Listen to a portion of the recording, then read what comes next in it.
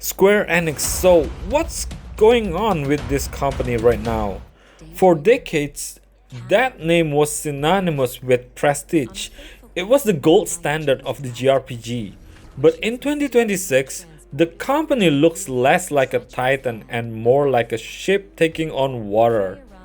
From a disastrous launch of Forspoken to the quiet disbanding of their Western studio and a string of high-profile cancellation, the house that built Final Fantasy is in a state of absolute panic. This time, we're looking at the data, the investor calls, and the failed global pivot that brought a Japanese giant to its knees. So let's start with the Forspoken effect. Forspoken, mixed with cringe-worthy dialogue clips and negative review scores, the trouble really started with a shift in philosophy. So Square Enix leadership, their management becomes so obsessed with global appeal.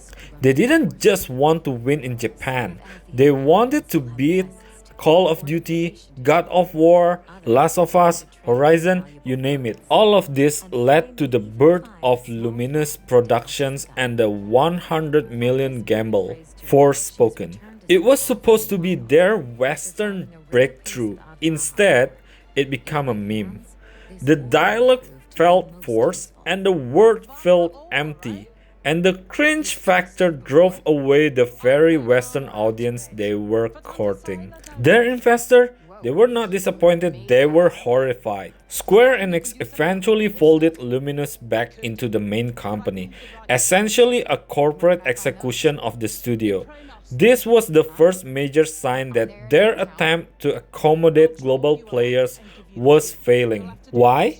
Because they lost the unique Japanese soul that the fans actually love. Not to mention their management was so obsessed with NFT and blockchain, which led to nothing. The losses were tremendous. Before we move to the next part, I would like to thank all of you who have watched this video. Happy New Year. Thank you for your like and subscribe. Okay, if you want to see a company in panic, look at the fire sale of 2022 and 2023.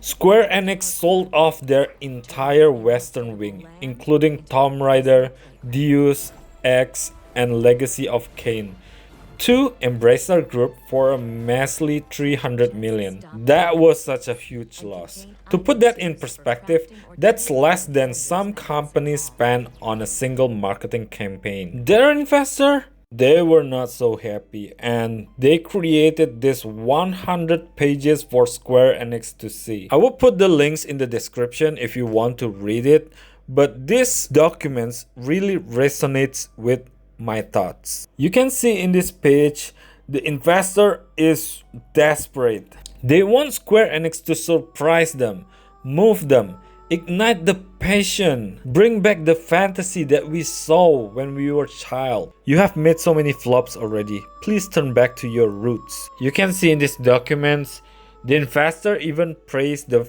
Square Enix for their Final Fantasy, Dragon Quest. Square Enix had a good games. It's a world-class titles. You can see Final Fantasy and Dragon Quest, they only lose to Pokemon and Monster Hunter, and still top 5 within the world. And you can see the domestic ranking for RPG, they rank 1 and 2 for Final Fantasy and Dragon Quest. But what's happening to the company now?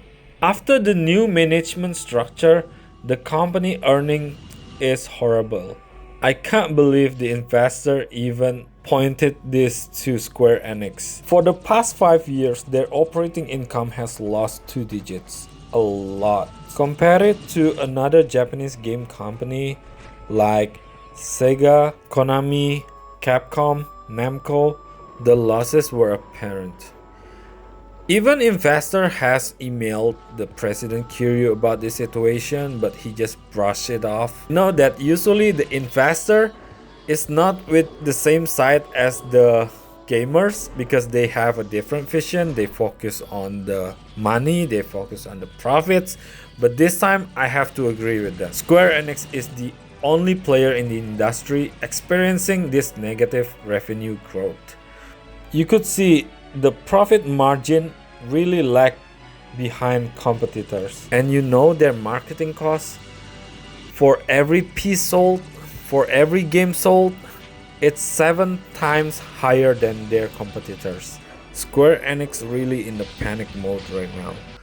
They truly lost the way, and I think they are confusing on which way to go, which direction to take right now. Their newest game sales is becoming worse and worse with every new generation. And I'm not surprised with that. I would say Final Fantasy 15 is still okay, although it has moved from the Final Fantasy roots. But Final Fantasy 16, I admit, the graphic is great, the control was smooth, the animation was good, but it feels like they were trying to incorporate some Western elements into the game, which was not what I wanted as a fan.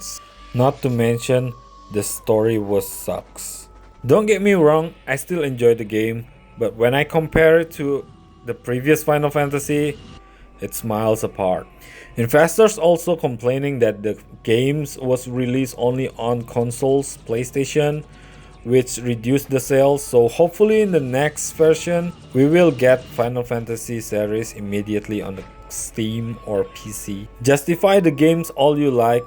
The proof is here. The critics are here. You could see the data, the sales. Even gamers are disappointed with the remakes, with the new games. And once again, I hope they don't mess up with Dragon Quest VII remakes, or what they said, reimagine, since their remakes are not so good. You could see these new IPs like Forspoken, Babylon's Fall, Marvel Avengers, they had a great chance, they had a great idea, they had a great resource and money. Sadly, the utilization was bad. But let's just be positive, forget all of those. Let's look into the future. Kingdom Hearts, it's been 7 years. I really hope Square Enix will bring you back. I was kind of happy because Square Enix finally announced a total quality over quantity pivot. They have cancelled multiple unannounced projects to focus on these big wins. They are moving away from the Western light style and returning to their roots. Although the direction of Kingdom Hearts 4 is kind of weird, but I hope they truly find a good writer to fix this and to improve such a big potential game. Anyway, Square Enix is not going to fall anytime soon. They still have this money maker machine called Final Fantasy 14. But is it too late for Square Enix? They have moved from their fans, sold their best IPs, and the global player they try to accommodate probably has moved to another games like Genshin Impact and Elden Ring and others. Square Enix is now fighting for its life in the market where good isn't enough anymore. You have to be legendary. Square Enix story is a cautionary tale of what happens when a company values market trends over its own identity by trying to be everything to everyone. They almost become nothing to anyone. As they head into 2026, the question remains, can they reclaim the magic, or the Crystal Empire finally crumbling? What do you think? Did Square Enix lose their way, or are we being too hard on them? Let me know in the comments. If you enjoyed this deep dive, hit that subscribe buttons for more industry breakdowns. Thank you for watching, and I will see you in the next video.